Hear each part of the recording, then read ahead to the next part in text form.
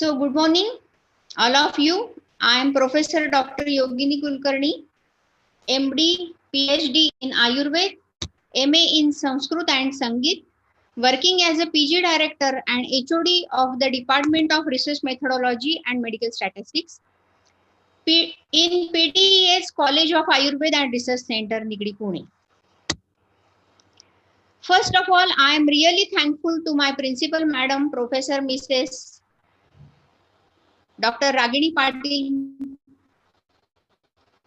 for giving me this opportunity online to Ratnakar Kale sir.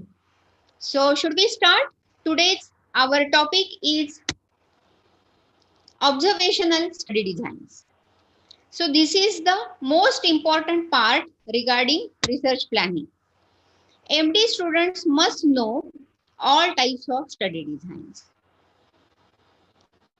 So today we will take detailed knowledge about the observational study designs.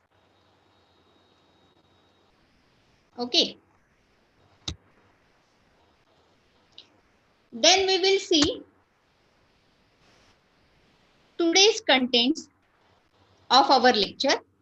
First, we will see what is study design. Then classification of study designs. Then each design will be discussed as steps involved in design, advantages, disadvantages, and we will judge your understanding with some 5 MCQ tests after each design. Then lastly, take home message.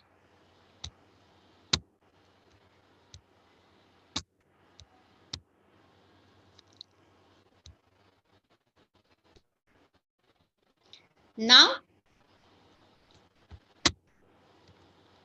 we will see what is study design. A study design is a specific plan or protocol for conducting the study which allows the investigator to translate the conceptual hypothesis into operational win. Means study design is nothing but the specific plan for protocol conducting. Then observational study design has two types. One is descriptive, another one is analytical. So in descriptive type of study design, four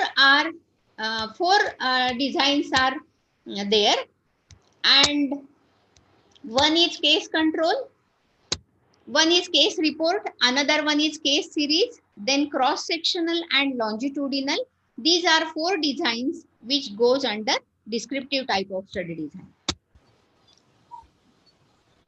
Then we will see, actually with the help of schematic diagram, you can easily understand that study designs are classified into two as intervention present, intervention absent. So when intervention is present, that is called it as an experimental study. When intervention is absent, that study will be called it as an observational study design. Again, the observational study designs are also classified into two. When there is a comparison, it is called it as an analytical study design, and when it is not compared with each other, then that design is called it as a descriptive type of study design. Analytical study designs are three: case control, cohort, and when there is a external comparison, then cross-sectional study, also called it as an analytical study. And descriptive study, we have already seen the four types of study designs are involved in the descriptive type of study design.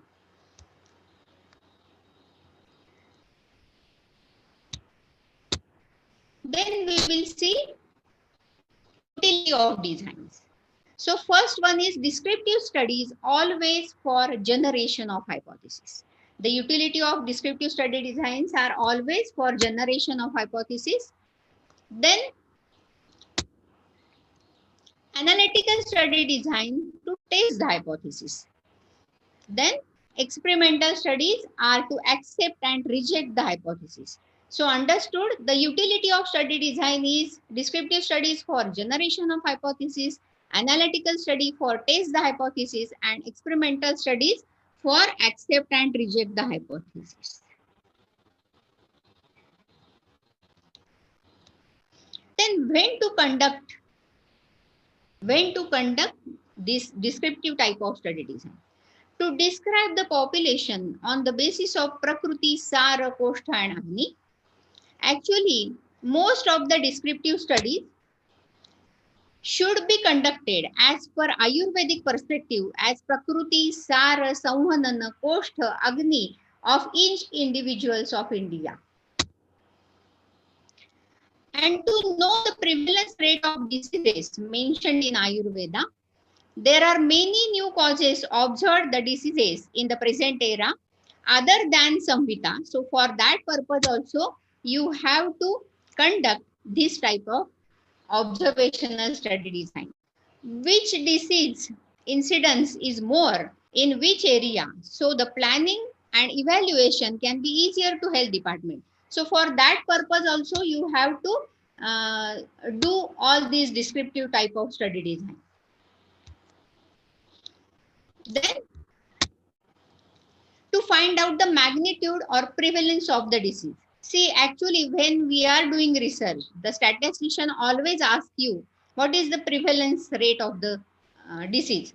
So, to know the diseases mentioned in Ayurveda, you have to diseases mentioned as per Ayurveda, you have to know the prevalence rate. So, for that purpose, you have to do observational study designs.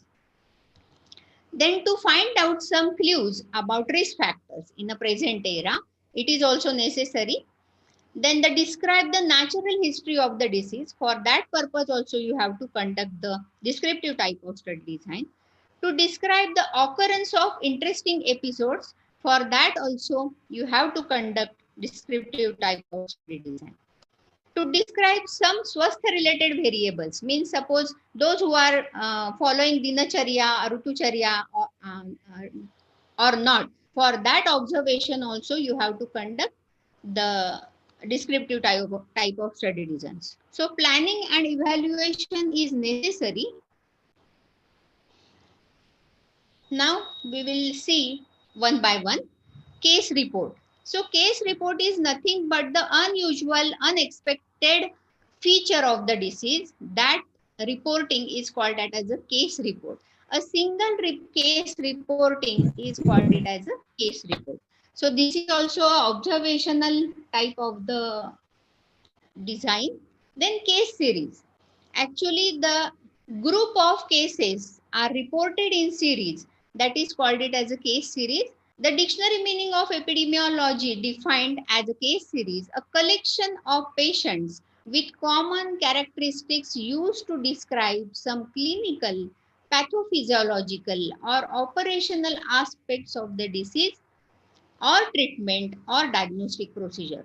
So case series is also an observational and descriptive type of study design. Now we will see the process. Process of observational study design as descriptive are for generation of hypothesis. And for we are getting answers from descriptive type of study designs of the questions when, where, whom and how many. And in case of analytical, the analytical study designs are to test the hypothesis and we are getting answers of why and how. So this is the process of observational study design. Now we will see direction of the inquiry. Actually, cross-sectional studies gives the direction of today's things. Case control is of past direction and cohort is giving future things.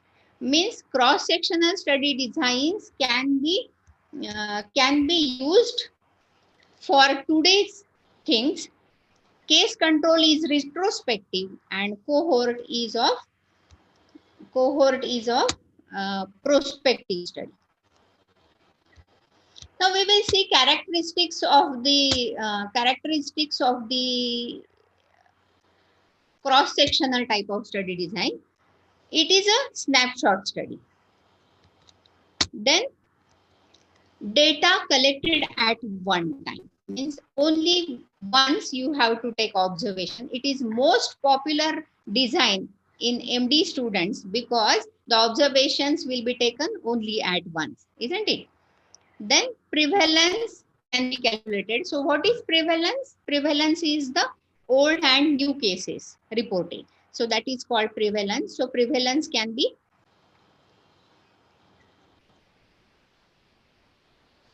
Then cross-sectional study design is useful study design. It is the simplest form of observational studies.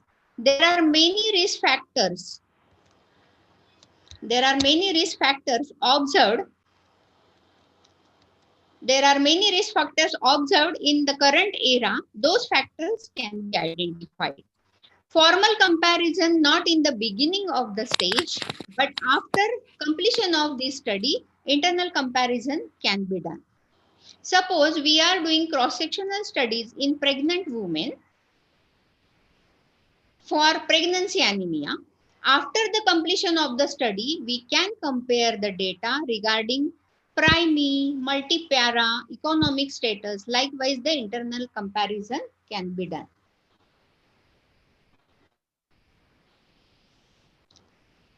Then we will see the steps used in cross-sectional studies. First is defining the objectives. Second one is diagnostic criteria of disease and disease or disorder under studies. Selection of population with eligibility criteria. Then magnitude of the disease or disorders is nothing but the prevalence rate. Comparison with known indices, that is internal comparison is there. Then, so this is these are the steps, and last step is formulation of hypothesis. Is the actually cross-sectional type of study design are meant for formulation of hypothesis. So now we proceed further. We will see one by one. The most of the things is the step one is objectives. So defining the objectives. Objectives should be one or two. It should not be more, because if it more, then study will get rendered. Few and focus should be the things. The changing of objectives. The changing of objectives, what you have formulated before starting of the study, should not be changed. It should be continued till the end of the study, and objectives should be SMART, isn't it? Specific, measurable, achievable, realistic, and time bound. So objectives should be SMART. Now we will see one by one. Step 2. Step 2 is defining the disease under study. So operational definition by the condition identified or measured. Diagnostic criteria by which disease identified and measured.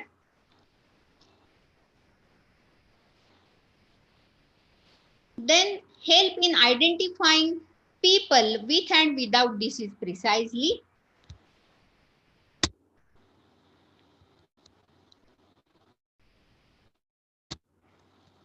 Once established, must be adhered to throughout the study. So diagnostic criteria should be explained well, and the operational definition should be clearly stated. For example, you are working on Ati Madhyapanu, then operational definition should be clearly stated.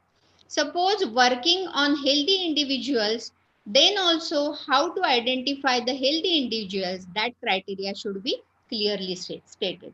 So this is the step 2, defining the disease under study. Now we will go further to the third step. Selection of population by using appropriate age, gender, occupation. Calculate the sample size. You know always that sample size should be calculated as per study design. What study design you are using, that type of formula should be used for calculation of sample size.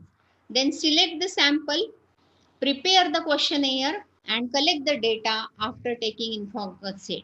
So for selection of population, all these steps are mandatory. And measurement done only once. So this is the cross-sectional type of study design. Then we will see calculation of sample size. For that, n is equal to 4pq divided by d square, where the n is equal to sample size, p is equal to prevalence of the disease, q is equal to 100 minus p, and d is error, that is 10% of p. See, actually, the prevalence is not known, then P is taken as 50%.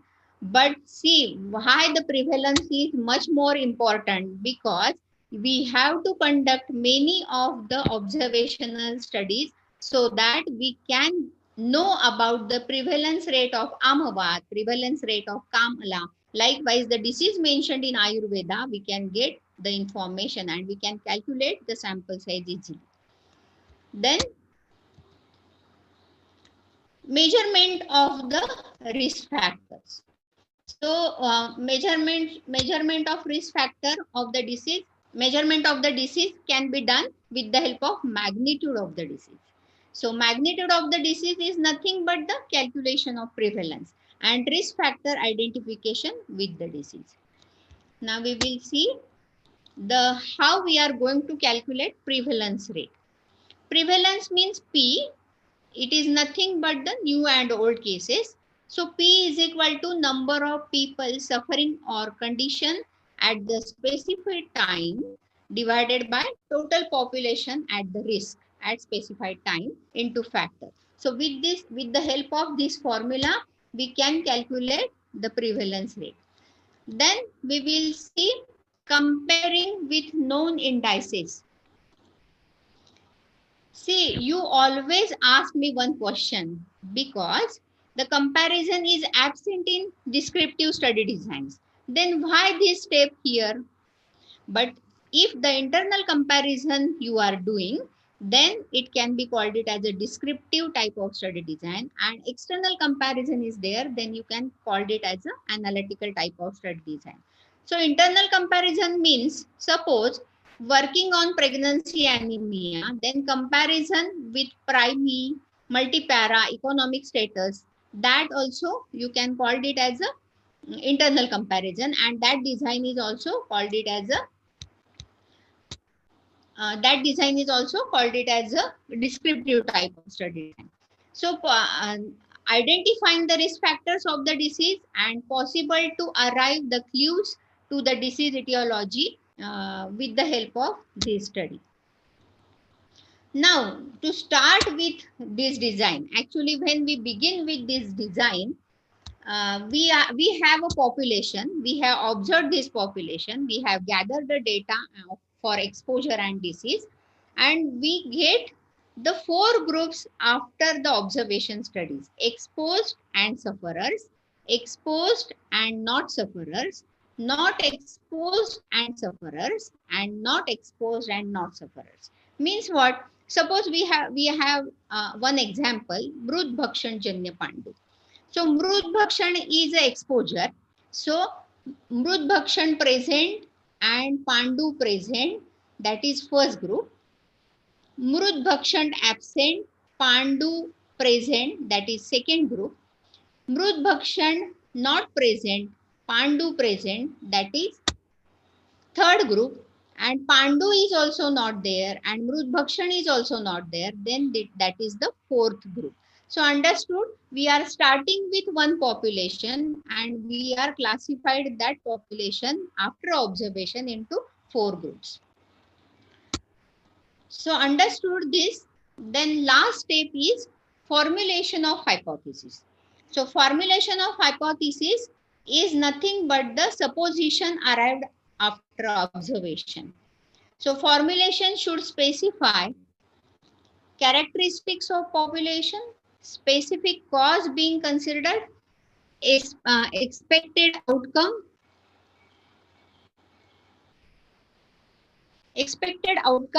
dose response relationship, and time response relationship. So all can be defined with the help of hypothesis. Then what are the advantages of cross section? Relatively, it is inexpensive, takes little time, so it is most popular in MD students. Can estimate prevalence of outcome of the interest. With the help of this study design, many outcomes and risk factors can be assessed. Then useful for public health planning, understanding disease etiology for the generation of hypothesis. And there is no loss to follow because the observation taken only at once. So there is a no loss to follow. So these are the advantages of this design. Then we will see disadvantages. So disadvantages, the secondary data analysis, because here the no control is there, so it is not available. Then cannot tell us about causal relationship, means cause and effect relationship cannot be established in this type of study design. Then cannot tell us disease process also, because we are doing this study only at once. So it is not possible to tell us the disease process. Then sample size requirement may be very large for cross-sectional type of study design. So these are the disadvantages. Now we will see, we have completed cross-sectional type of study design. Now we will see longitudinal type of study design. The difference is in cross-sectional and longitudinal, only one difference is there, that here there are repeated observations are present in longitudinal type of study design. So here we can find out the incidence of the disease or nature of the disease. So this is the longitudinal of study design. So we will see what are the strength and weaknesses of this study. The longitudinal study design has strengths: study natural history of the disease. We can find out the natural history of the disease. Then incidence of the disease, means at present when disease appears, that incidence is calculated, that rate can be calculated with the help of this design. Describe the health related natural phenomenon. Then weaknesses, actually obvious, it is obvious that longitudinal study design is for long duration, so it is costly. Some administrative problem might be occurred in this study, and attrition might be one of the weakness of this study. So understood, we have completed descriptive type of study design here. So now I want to judge your understanding of knowledge with 5 small questions. So are you ready for that? Yes, we will start first question.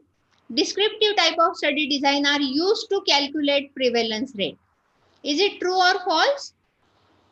Anyone can write in message box.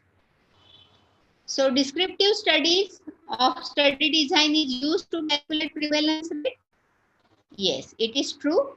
The next question, case series is the type of experimental study. Is it false or true? Yes.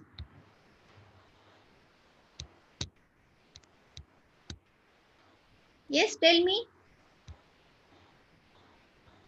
Madam सगळ्यांचे mics mute केलेले आहेत, त्याच्यामुळे कोणाला आता बोलता येणार नाही. हा ठीक आहे ठीक आहे, नो प्रॉब्लेम. झाल्यानंतर आपण मी माइक सुरू करतो, म्हणजे आपल्याला क्वेश्चन आन्सर्स करता येईल. चालेल चालेल चालेल. Yes yes. So case series is the type of experimental study and the answer is false. Now we will see next question. Case study is the unusual and unexpected event reporting. Answer is true. Then next question, cross-sectional study design is the design where the observations are taken more than once. So it is false, because observation taken at only once. Last question, cross-sectional study design is useful to find out cause and effect relationship. It is false. So understood the cross-sectional type of study design, research never works without appropriate study design. Now we will switch over to the next design, analytical observational study design. See here in the picture, we have a population. It is divided into two. One is cases, another one is control. Cases means having with disease person, and control are without disease.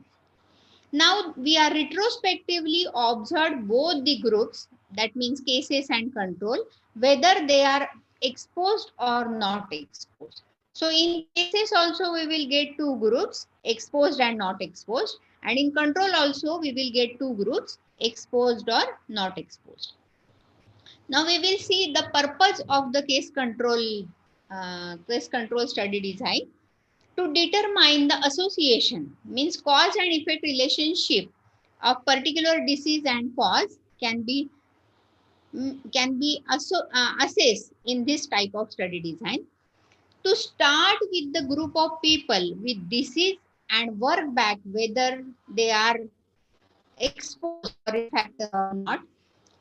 For that purpose, we can do the case control type of study design, and it is maybe the first step of testing of hypothesis. Means a hypothesis generated in cross-sectional type of study design can be tested in this type of study design, that is case control study design and cohort study design. So first step of testing will be covered in case control type of study design, and furtherly it is tested in the cohort type of study design. Then we are going to see the steps involved in case control type of study design. Define a study population. First, we have to define a population. Then define and select the cases. Third step will be define and select controls. Fourth will be matching of identical cases and controls. Fifth, measure of exposure. And sixth will be estimate disease risk associated with the exposure. Now we will see one by one. First is define the study population. Cases and controls are to be selected for same area. Only the difference is disease present in cases and disease absent in control. Then second step is define and select the cases.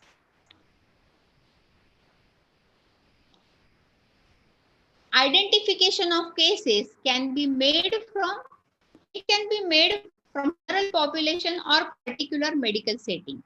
So select cases can be done from general population and particular medical setting. Then criteria for diagnosis of case should be defined. Means eligibility criteria should be clearly stated. Suppose we are working on pregnancy anemia. So what is anemia? How we are going to diagnose the anemia, that can be mentioned clearly. Then diagnostic criteria should be sensitive and specific. And for rare diseases cases, maybe have to sort out from large areas and over many years. Now we will see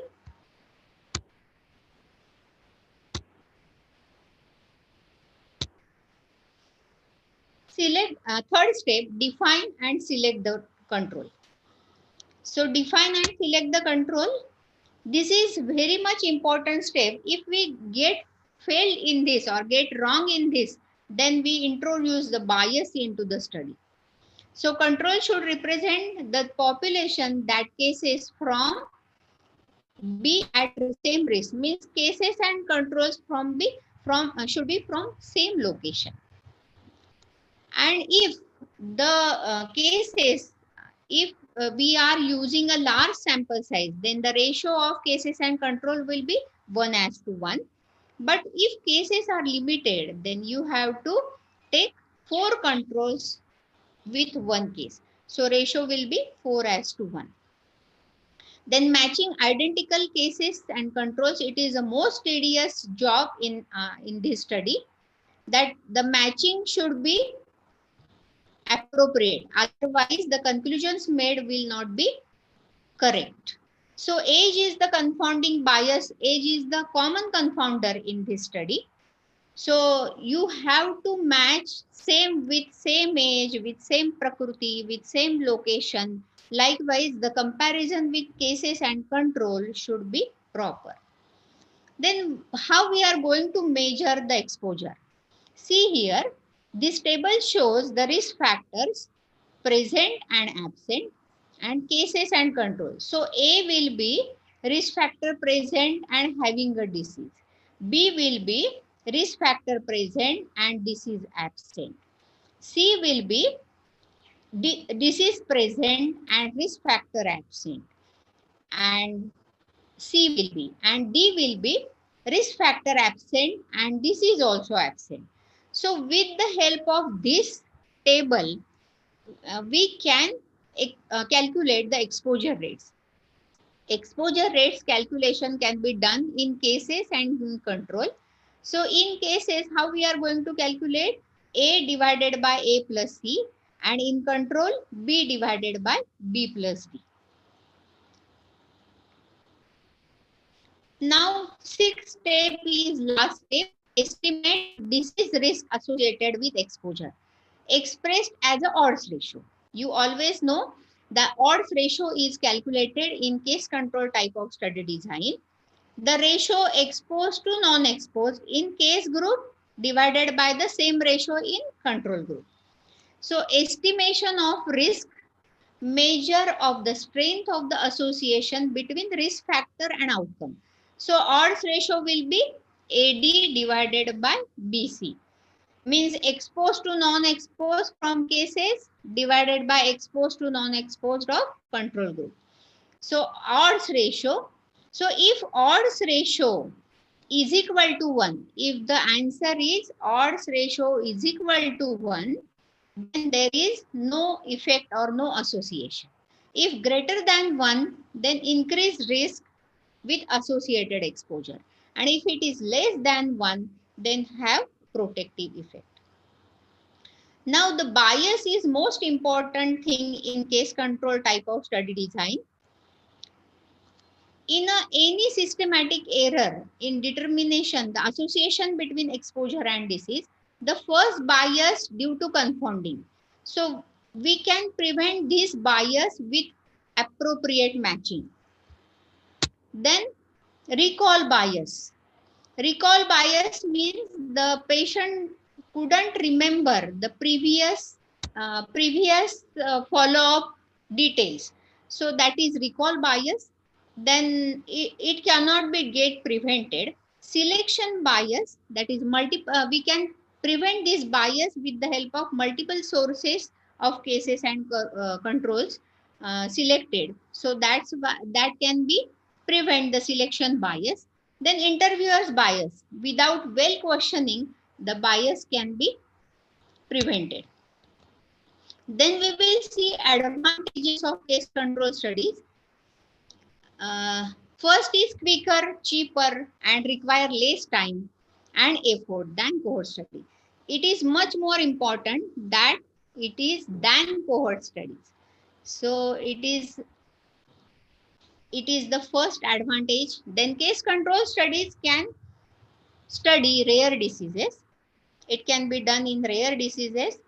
And case control studies can study multiple risk factors or multiple exposures can be studied. And odds ratio can be calculated to measure the association. So these are the 4 advantages in case control type of study design. Quicker, cheaper, can be worked in rare diseases. Multiple risk factors can be assessed and odds ratio can be calculated. Now the disadvantages, case control studies are prone to selection or recall bias. So always selection bias, because cases and control selection is very tedious job in this study design. So recall bias and selection bias is the disadvantage. Then there are inefficient for examining rare exposures. Actually, rare exposures are cannot be easily judge in case control type of study design. It can be it can be difficult to choose appropriate control group. So selection of control group is a tedious job. Then case control studies cannot be calculated. Actually, incidence rate, relative risk, and attributable risk cannot be calculated in case control type of study design. It can be calculated in cohort type of study. Now again, we'll skip this question thing because afterwards we will take these questions to judge your knowledge. So case control studies are hard to do well and easy to do badly. So we have completed case control type of study design. Now we will switch over to the cohort study design. So cohort study design is nothing but a population which exposed and not exposed will be followed prospectively till disease appears. So that is called it as a future looking or forward looking study design. So what is cohort? Cohort is a group of people who share a common characteristics or experiences within a defined time frame. And why the cohort name has been given? Because group of soldiers that march together, that troop of soldiers is always called it as a cohort. So same characteristics groups called it as a cohort. And in this study design, we are doing the same characteristics group studies. So the name has been given as a cohort. Actually, for cohort study, it proceeds in a logical sequence from exposure to outcome, always known as prospective study, incidence study, because incidence rate is recorded, forward-looking study. The cohort study design can be done in case of, suppose we will take one example, graying of hairs. Suppose using shampoo using shampoos and not using shampoos. That population, if we observe them long term till graying of hairs, so that type of study design can be done with the cohort study. So why cohort studies? To compare the experiences of one group which is exposed and another group which is not exposed, that experiences will be observed in this type of studies. Cohorts looks at causal and natural history of the disease, also useful for examining prognosis of people who already have the disease. A cohort useful to examine the cause and progress of the disease. So why we are doing this cohort study? So all these are the main important things to conduct the cohort type of study. Now we will see cohort study design. See, we have a population with risk factor present and risk factor absent. Suppose we will take one example that मृत भक्षण जन्य पांडू, मृत भक्षण घेणारे who are taking मृत भक्षण and not taking मृत भक्षण. These two groups are followed till disease appears, till Pandu appears. So with the help of this group also we will get some person with disease and some person without disease. And risk factor absent, there also we will get one with disease and another one without disease. Now assembling the cohort. Both groups should be equally susceptible, compared in all variables.